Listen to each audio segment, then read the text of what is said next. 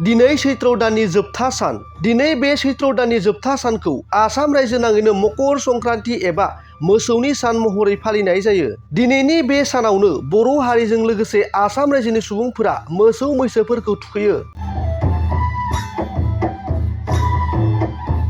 मोसौ मैसोखौ थुखैखांनायनि सिगां मोसौ मैसोनि मोदोमाव थाव गुबैखौ फोननानै मोसौ मैसोनि मोदोमाव हांगारनि फोथा फोननानै लाव जा फान्थाव जा बोसोर बोसोर बारायबाय था होननानै मेथाइ रोजाब रोजाब दिग्लिलिथिनि लावथिजों बुयै बुयै फुख्रि एबा दैसायाव थुखैहैयो।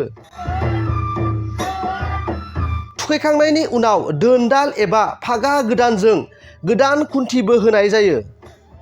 बे सैत्र दाननि जोबथा सानावनो न'खरनि दरखं एबा गलिफोराव लाव फान्थावनि माला बानायनानै राइदेंजों खानानै दोनो। आरो बे सैत्र दाननि जोबथा साननि उनावनो बैसागु गोदान बोसोर। बे बैसागुनि गिबि सानाव उन्दैया गेदेरखौ मान होनाय जायो आरो गेदेरा उन्दैखौ अनसायो। आरो बे रंजालि बैसागु दाननि गिबि साननिफ्रायनो बोराय बुरै सेंग्रा सिख्ला गथ' गथाय गासैबो रंजायो।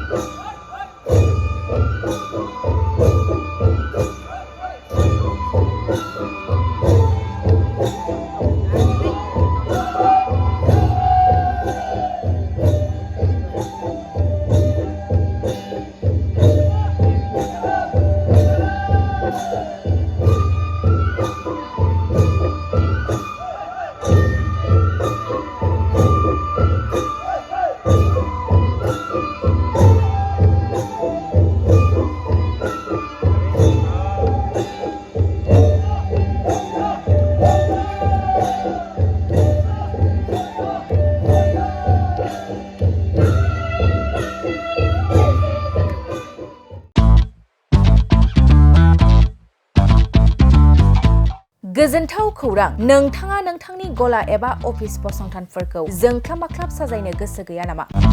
नोंथांनि गलाफोरखौ बायदि बायदि रोखोमनि जोंख्लाब माख्लाब खालामनानै साजायनो थाखाय क'क्राझार नोगोरनि सिङाव थानाय गौरां भेलि हटेल साखाथियाव चाणक्य आर्ट एन्ड डिजाइन गलाया लानानै फैदों बायदि बायदि रोखोमनि आर्ट डिजाइन। क'क्राझार नोगोरनि सिङाव थानाय गौरां भेलि हटेल साखाथियाव चाणक्य आर्ट एन्ड डिजाइन गलाया नोंथांमोननि थाखाय लानानै फैदों नोंथांनि गलाखौ जोंख्लाब माख्लाब खालामनो गोबां रोखोमनि आर्ट डिजाइन।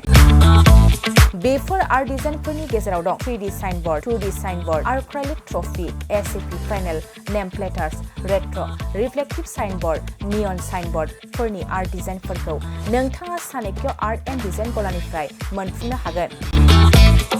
बेनि अनगायैबो इनग्रेविं सार्भिस, आर्क्राइलिक लेटार काटिं, MDF जालि काटिं, लग', ग्राफिक्स डिजाइन आरो कास्टमाइज गिफ्ट आइटेम्सफोरखौ नोंथांमोननि गलानि थाखाय चाणक्य आर्ट एन्ड डिजाइन गलाया लानानै फैदों आर्ट डिजाइन।